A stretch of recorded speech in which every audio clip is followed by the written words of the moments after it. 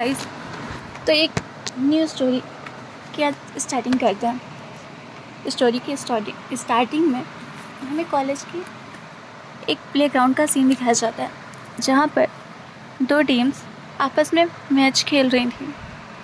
Basketball match. उसमें जो eagles team थी वो जीतती हुई नज़र आ रही थी,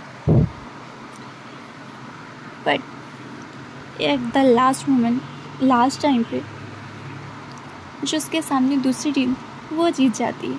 और सभी लोग उसमें जो दुबला पतला सा लड़का था जिसने अभी अभी इस मैच को जिताया था, उसे अपने कंधों पे बिठाकर बहुत ही वो कहते हैं ना, एक्साइटमेंट में खुशी से चीखने और चिल्लाने लगते हैं। और वहीं दूसरी ओर ईगल टीम का जो कैप्टन था वो गुस्से में अपनी मुठियाँ भींच रहा था और वहाँ से चला जाता है।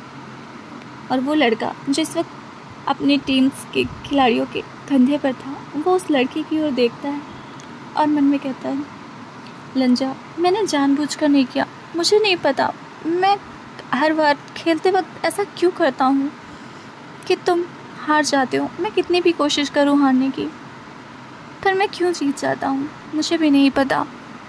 शायद मैं खेलते वक्त भूल जाता हूँ कि मैं यहाँ पर तुमसे हारना चाहता हूँ और तुम हर बार मुझसे गुस्सा हो जाते हो। फिर वो लड़का अपने साथियों से कहता है कि उसे नीचे उतारे और वो वहाँ से चला जाता है। वो लड़का जो चेंजिंग रूम में जाता है वहाँ देखता है कि लान वांगजी, बिल्कुल वो लड़का जो अभी गुस्से में वहाँ से चल गया था, वो हमारा लान वांगजी, वो अपने ड्रेस को चेंज कर रहा था। गाइस, मैं आपको पहले से बता दूँ, ये स्टोरी ओमेगा वर्स नहीं है और ना ही इसमें आपको गे वाला वो चीज़ें देखने को मिलेंगी। ये स्टोरी बहुत बहुत बहुत सैड होने वाली है, तो प्लीज़ मुझे सपोर्ट करिएगा। सॉरी, चलिए आगे चलते हैं। यानी वो लड़का जो वांगजी के पास आता है और कहता है, लंजा, आई एम सॉरी। तभी वांगजी उसका कॉलर पकड़ लेता है और कहता है, बी भूषण, मेरे पास दोबारा मत आना। मैंने तुमसे कितनी बार कहा है कि मुझसे दूर रहो, पर तुम हर बार मेरे पास चले आते हो। तुमने क्या कहा था? तुमने मुझसे अभी कुछ देर पहले क्या कहा था? तुमने कहा था ना कि ये मैच तुम खुद से हारोगे, पर तुमने क्या किया? तुम्हें हर बार मेरी बेइज्जती सबके सामने कराना मज़ा आता है ना? जो रोते हुए कहता है, लंजा, ऐसा नहीं है। उसके हाथों कहता है, लंजा, मुझे दर्द हो रहा है, छोड़ो मुझे। वांगजी जो उसे झटके से छोड़ देता है और वहीं पर गिर जाता है। तभी वांगजी उसकी ओर देखता है और कहता है, विभूषण, अगर तुम कुछ कर नहीं सकते तो ऐसे प्रिटेंड करना बंद करो। मैंने तुमसे कितनी बार कहा है, मुझसे दूर रहा करो। मेरे पेरेंट्स को तुम पसंद होगे पर मुझे नहीं, और मुझे तुम्हें अपना दोस्त बनाने में कोई इंटरेस्ट नहीं है। इतना कहकर वांगजी वहाँ से अपना बैग उठाता है और लेकर चला जाता है। वींग थोड़ी देर वहाँ पर रोता है, अपने आप को क्लीन करता है, अपना फेस साफ करता है और वो भी अपने ड्रेस चेंज करके वहाँ से चला जाता है। वांगजी जब अपने घर आता है और देखता है कि उसके पेरेंट्स जो बहुत खुश थे, वांगजी कुछ नहीं बोलता, अपने रूम की ओर जाने लगता है। तभी वांगजी की माँ जो वांगजी के पास आती है कहती है, वांगजी, तुम भी हमारे साथ बैठो ना। तुमने देखा नहीं, वींग आज मैच जीता फिर से। वांगजी अपने उस बैग को तेज़ी से ज़मीन पर फेंकता है और कहता है, मदर, सीरियसली आप उस बी भूषण की जीत की वजह से मुझे भूल जाती हैं। आपको ये नहीं लगता कि आपको इस वक्त खुश नहीं, सैड होना चाहिए कि उस बी भूषण की वजह से आपका बेटा हार गया? मैडम, मतलब वांगजी की मदर वांगजी की ओर देखती हैं और कहती हैं, वांगजी, कि तुम किस तरह से बातें कर रहे हो? और तुम हारे नहीं हो, तुम भूषियान से हारे हो। तुम इस चीज़ को क्यों एक्सेप्ट नहीं करते? और भूषियान तुमसे अच्छा है, तुम ये बातें भूलो मत। तभी वांगजी अपनी मदर की ओर देखता है, कहता है, मदर, आपको हमेशा ऐसा क्यों लगता है कि भूषण हर चीज़ में मुझसे अच्छा है? वो आपकी फ्रेंड का बेटा होगा, पर वो मेरा कुछ नहीं है। और आप अगर ये सोच कर रखती हैं कि वो मुझसे हर चीज़ में बेहतर करेगा और आप उसकी तारीफ़ हर वक्त मुझसे करेंगी, तो मैं उससे दोस्ती कर लूँगा, तो ऐसा कभी नहीं होगा। वांग जी जो बहुत चिढ़ चुका था और अपने रूम में जाकर सारा सामान इधर उधर करने लगता है और अपने आप में कहता है, बी वुशियन, हर बार तुम ऐसा करते हो। मेरे माता पिता मुझसे ज़्यादा तुम्हें प्यार करते हैं। अब तो मुझे ऐसा लगने लगा है कि क्या मैं उनका अपना बेटा हूँ या तुम हो। तुम मुझसे मेरे माता पिता का प्यार नहीं छीन सकते। वांग जी जो इस तरह से गुस्सा हो रहा था, तभी रूम में का गेट खुलता है और अंदर कोई आता है। ये और कोई नहीं, उसके वांग जी के ब्रदर थे लान सिशन अंदर आते हैं और वांग जी के कंधे पर हाथ रखते हैं। कहते हैं, लंजा, तुमसे कितनी बार कहा है तुम फालतू की जेलसी मत फील किया करो। ये एक छोटा सा गेम था और कुछ भी नहीं। और वैसे भी तुमने देखा विंग कितने डेडिकेट होकर खेलता है और तुम फिर भी उससे जेलस फील करते हो। मैं सच कह रहा हूँ, अगर तुम इस चीज़ को भूल जाओ कि तुम्हें विंग को हराना है, बल्कि तुम इस चीज़ पर ध्यान दो कि तुम्हें अच्छा खेलना है, तो ज़रूर तुम विंग से जीत जाओगे। विंग कभी नहीं सोचता कि उसे तुम्हें हराना है, इसीलिए वो जीतता है, क्योंकि उसका सारा फोकस बस अपने खेल पर होता है, उसके दिमाग में और कुछ नहीं चलता। वांग जी जो अपनी गगा की ओर देखता कहते हैं, गगा, आप भी यहाँ पर मुझे यही कहने आए हैं कि मैं गलत हूँ। विंग हर बार मुझसे बेहतर करता है। मॉम, डैड आपको तो बहुत अच्छे से प्यार करते हैं, कभी आपको किसी से कंपेयर नहीं करते, पर वो मुझे हर बार कंपेयर करते हैं। उन्हें लगता है वुशियन मुझसे हर चीज़ में अच्छा है। मुझे कभी कभी डर लगता है गगा कि मेरे हिस्से का प्यार मुझे मिलता भी है। सिचन जो अच्छे से जानते थे, वांग जी इनसिक्योर फील करता है। उसे हमेशा लगता है कि वुशियन उसके हिस्से का प्यार ले रहा है। सिचन वांग जी को अपने गले लगाते हैं, कहते हैं, लंजा तुम कितना गलत सोचते हो। मॉम डैड तुमसे बहुत ज़्यादा प्यार करते हैं, पर हाँ वो वुशियन से भी प्यार करते हैं और तुम तो ये बात जानते हो ना। तभी वांग जी सिचन के गल से हटता कहता है, गगा अब ये मत कहिएगा, उसका सिंपैथी कार्ड हमेशा काम करता है। अगर उसके मॉम डैड नहीं है तो इसमें मेरी क्या गलती है। मेरे मॉम डैड क्यों मेरे साथ ऐसा बिहेव करते हैं जैसे मेरे मॉम डैड नहीं है। सिचन वांग जी को गले लगाते हैं और कहते हैं, अच्छा ठीक है, कूल डाउन। तो क्या हम आज बाइक रेस करने चले। वांग जी जो स्माइल करता है कहता है, ओके काका। वांग जी अपने स्टडी टेबल के पास से अपनी गाड़ी की चाबी लेता है और सिचन जो अपनी चाबी लेकर आए थे, दोनों बाइक रेस के लिए चले जाते हैं। इधर हम विंग के घर में देखते हैं मैडम यू, जो विंग के जीत के आने पर भी खुश नहीं थी। मैडम यू विंग से कहती हैं, बी वुशियन तुमसे कितनी बार कहा है लान वांग जी को जीत जाने दिया करो, पर तुम हर बार उसे हराते हो। तुम क्यों उसे हर्ट करना चाहते हो। तुम उस बच्चे को ये फील क्यों करवाते हो कि वो तुमसे हमेशा कम आए। उस वजह से उसके माता पिता उसे कम प्यार करते हैं। बी वुशियन तुम कब समझोगे। तुम पैदा होते खुद के माँ बाप के पास तो नहीं रह पाए। तुम कितने अनलकी हो ये तुम भी जानते हो। अब उस बच्चे से तो उसके माँ बाप का प्यार मत छीनो। विंग जो कोई जवाब नहीं देता और चुपचाप अपने रूम की ओर चला जाता है। विंग के लिए ये नॉर्मल था।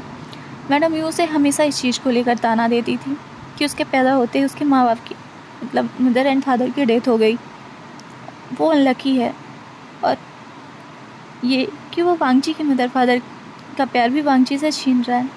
विंग हर बार कोशिश करता था, वो एग्ज़ाम में बहुत अच्छा परफॉर्म ना करने की कोशिश करता था, खेल को कम अच्छा करने की कोशिश करता था, पर वो हर बार हार जाता था। ये उनके कॉलेज का सेकेंड ईयर था और ये फाइनल मैच था जिसे आज फिर विंग जीत कर आया था। विंग अपने आप में ही सोचता है, लंजा तुम ऐसा क्यों सोचते हो कि तुम्हारे माता पिता तुमसे प्यार नहीं करते। आंटी लान तुमसे कितना प्यार करती हैं और वहीं अंकल कुरैन भी तुमसे इतना प्यार करते हैं। उसके बाद भी तुम्हें हर वक्त ये लगता है कि मैं तुम्हारे हिस्से का प्यार छीन रहा हूँ। इधर हम चेंग को देखते हैं जो एक गर्ल के पास बैठा था और उसे अपने मन की फीलिंग बता रहा था। जियांग चेंग मैडम यू का बेटा है और शायद विंग का बड़ा भाई भी है। जियांग यानली और जियांग चेंग मैडम यू के 2 बच्चे हैं और बी वुशियन मैडम यू की बहन का बेटा है और बी वुशियन की वजह से उनकी बहन की डेथ हुई है, इसीलिए मैडम यू को वुशियन पसंद नहीं है। और इसके अलावा कोई ख़ास रीज़न नहीं है मैडम यू का वुशियान को नापसंद करने का। मैडम यू मतलब हमारा चेंग जियांग चेंग जो उस गर्ल के पास बैठा हुआ था और उसे अपने दिल की फीलिंग्स बता रहा था। जियांग चेंग जो कहता है, वेन चिंग मैं तुमसे सच में बहुत प्यार करता हूँ। मुझे नहीं पता मैं तुमसे कब से प्यार करने लगा, पर मैं तुमसे बहुत प्यार करता हूँ। वेन चिंग तभी वहाँ से खड़ी हो जाती है और कहती है, आई एम सॉरी चेंग, पर मैं तुम्हें सिर्फ अपना दोस्त मानती थी, मैं किसी और को पसंद करती हूँ। वेन चिंग जितना कहकर वहाँ से चली जाती है। चेंग उसका तो दिल टूट गया था, वो भी घर आता है। वो ये तो जानता था कि आज विंग जीत कर आया है, पर चेंग आज इतना सैड था कि वो विंग की खुशी में शामिल ही नहीं हो पाता। और उधर हम वांगची को देखते हैं जो बाइक रेस करके अपने घर आया था। तभी उसके फ़ोन पर किसी का फ़ोन आता है। ये उसकी मतलब गर्लफ्रेंड का फ़ोन था, जो प्रेजेंट में उसकी गर्लफ्रेंड थी, या कह सकते हैं क्राइम पार्टनर। वांग जी उसका फ़ोन उठाता है और कहता है, लिंग जियाओ बोलो क्या काम है। वांग लिंग जियाओ विंग से बोलती है, वांग जी से बोलती है, वांग जी तुम आज फिर हार गए। मैंने तुमसे कहा था ना विंग कभी नहीं हारेगा। यार वो तुमसे बस झूठ बोलता है, तुम मेरी बात क्यों नहीं मानते। तभी वांग जी लिन जियाओ से कहता है, लिन जियाओ मैं तुमसे पहले भी बोल चुका हूँ, मुझे विंग पर कोई इंटरेस्ट नहीं है। अगर वो हर बार ये कहता है कि वो मुझसे हार जाएगा और फिर ये कहता है फिर वो हारता नहीं है, तो मुझे पता है ये उसका स्ट्रेटजी है मुझे हराने की, जो वो मुझ पर हर बार इस्तेमाल करता है, पर उसे नहीं पता अब ये मुझ पर काम नहीं करता। वांग लिन जियाओ बोलती है, पर मेरे पास और कोई दूसरा तरीका है जो काम करेगा। वांग लिन जियाओ की ये बात सुनकर वांग जी से कहते हैं, कौन सा दूसरा तरीका। तभी वांग लिन जियाओ जो वांग जी से कहती है, लान वांग जी तुम्हें याद है बी वुशियान हर बार सिर्फ तुमसे ही हारने की बात करता है, और वो तुम्हें जिन नज़रों से देखता है ना, मुझे ना कभी कभी ऐसा फील होता है वो तुम्हें पसंद करता है।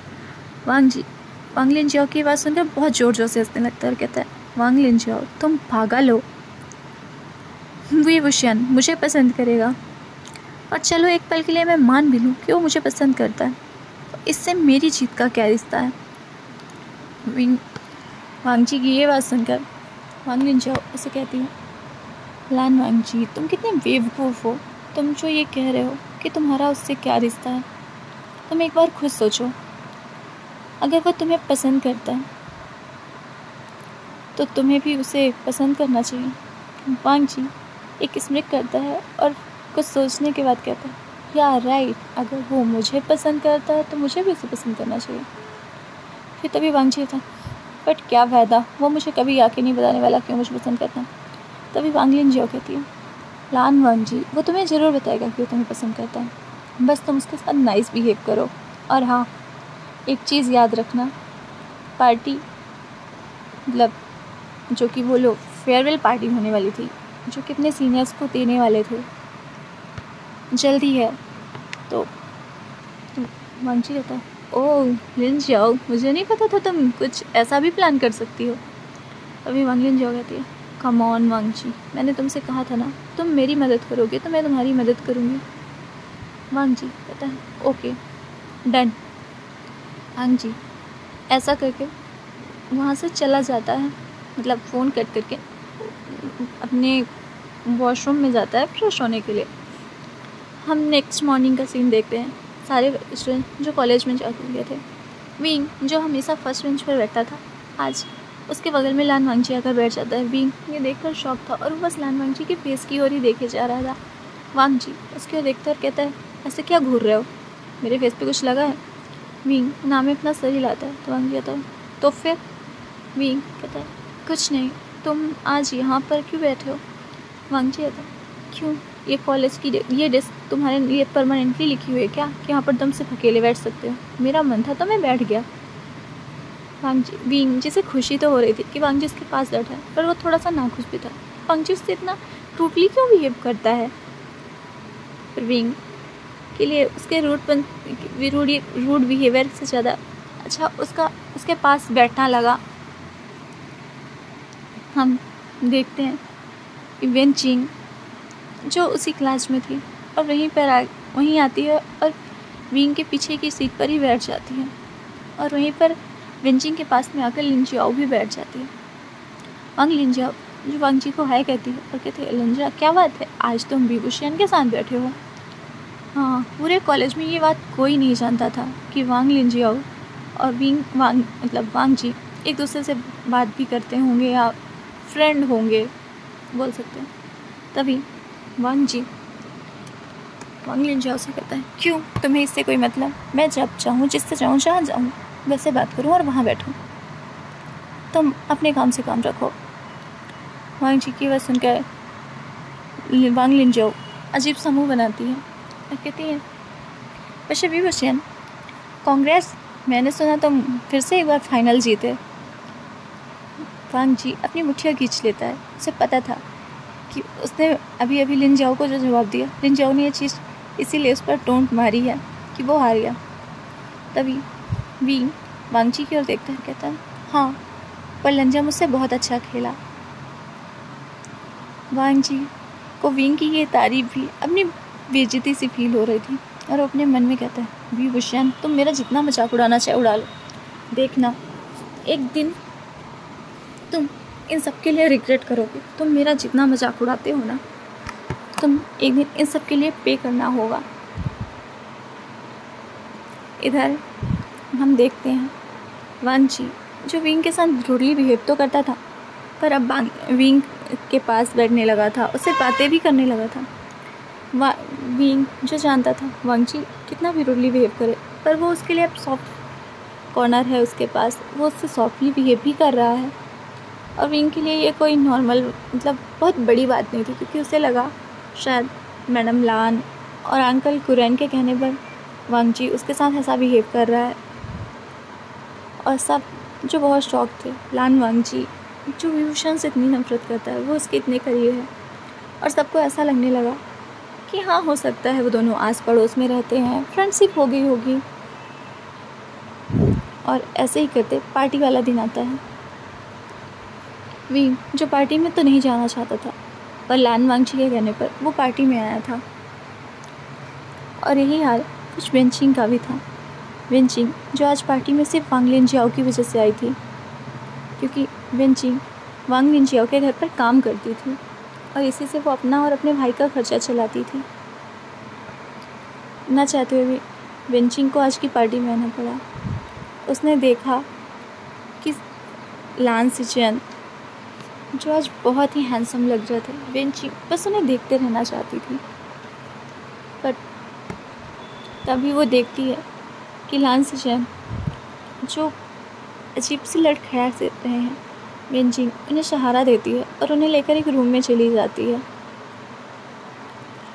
और उन्हें वो उस रूम में बैठा कर वो वहाँ से बाहर आने ही वाली थी। फिर लान सिचुएन वेनचिंग को अपनी ओर ही खींचते हैं और उसे किस करने लगते हैं। और इधर हम विंग को देखते हैं, विंग जिसे वांग जी जानबूझकर एक ड्रग्स वाला सॉफ्ट ड्रिंक ला के देता है जिसमें ड्रग्स मिली थी, और उसे विंग को देता है और कहता है, तुम इसे पियो। विंग उसकी ओर देखता है, कहता है, थैंक यू लंजा, मुझे नहीं पता था, पिछले एक हफ्ते में तुमने मेरी बहुत अच्छी केयर की है। वांग जी जो उसकी ओर देखकर स्माइल करता है और कहता है, विभूषण मैं चाहता हूँ कि तुम हमेशा अच्छा बिहेव करो, कुछ भी गलत मत करना। वांग जी हर अपने मन में कहता है, विभूषण आज के बाद से तुम मेरी और भी नफरत देखोगे, क्योंकि तुम तो अब गलत करोगे। इस दवा को पीने के बाद विंग जो उस ड्रिंक को पी लेता है, उसे अजीब सा लगने लगता है, कुछ धुंधला धुंधला सा, और उसे चक्कर से भी लगते हैं। इसलिए विंग वहाँ से उठता है और वॉशरूम की ओर जाने लगता है। पर विंग वॉशरूम की ओर जाता है उससे पहले वो बेहोश होने लगता है। फिर वांग जी उसके पास आता है और उसे पकड़ लेता है।